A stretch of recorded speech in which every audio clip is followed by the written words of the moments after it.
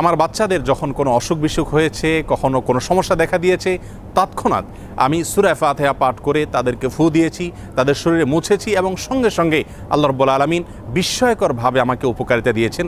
আর এরকম ঘটনা আমার জীবনে 2-4 বার নয়, বরং অগণিতবার ঘটেছে। এজন্য সূরা ফাতিহা এটিকে যদি কেউ যথাযথভাবে আমল করতে পারেন, সে আস্থা এবং বিশ্বাস আল্লাহ তাআলার প্রতি থাকে, তাহলে সেক্ষেত্রে অবশ্যই এর মাধ্যমে যে কোনো দুরারোগ্য ব্যাধি থেকে পর্যন্ত আমরা আরোগ্য লাভের মাধ্যম হিসাবে এটিকে ব্যবহার করতে পারি।